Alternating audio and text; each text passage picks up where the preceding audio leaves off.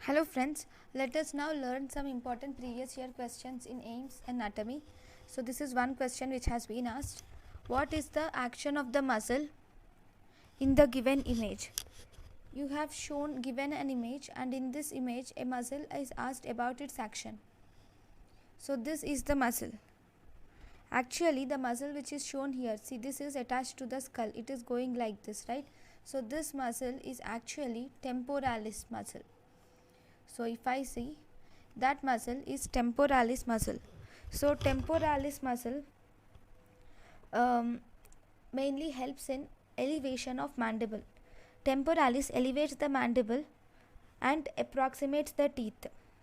So this movement is required both the upward pull of the anterior fibers and backward pull of the posterior fibers. With both the anterior fibers and both posterior fibers, this temporalis will elevate the mandible, right? So this is the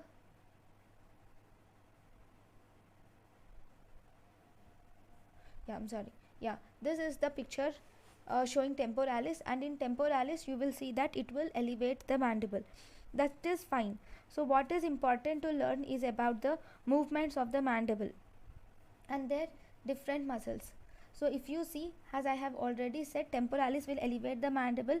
First we have the muscle, so we will see the movement. So protrusion of the mandible is caused by two muscles, lateral pterygoid and medial pterygoid will cause protrusion of the mandible. Retraction of the mandible is caused by the fibers of temporalis.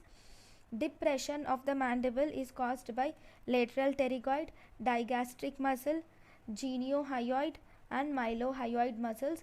Depression of the mandible is caused by lateral pterygoid, digastric, geniohyoid and mylohyoid muscle, whereas elevation of mandible is caused by masseter, medial pterygoid and temporalis. And one more movement, that is side to side movement, is caused by lateral pterygoid and medial pterygoid.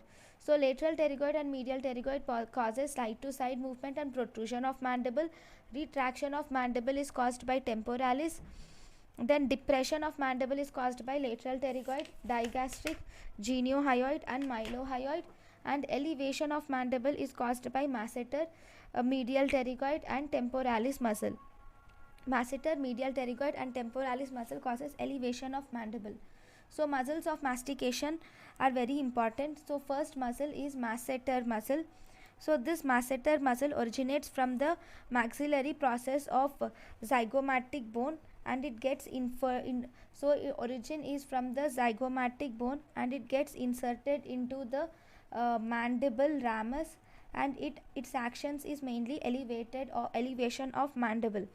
Then we have the next muscle, which is temporalis, which originates from the temporal fossa, that too, and deep surface of temporal fascia, and it gets inserted into the medial surface, apex, anterior and posterior borders of coronoid process.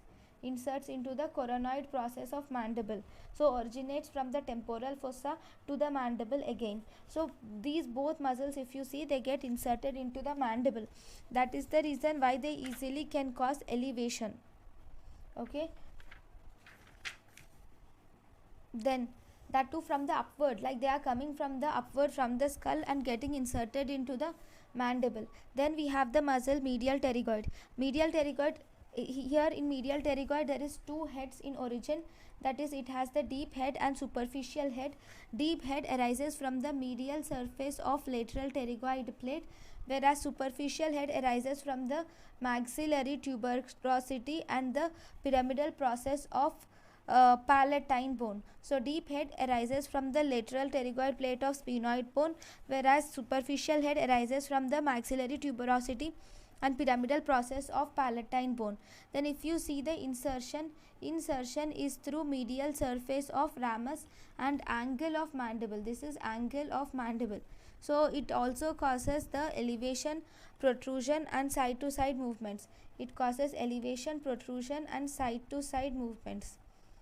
Then we have the lateral pterygoid. Lateral pterygoid, we have upper head and lower head.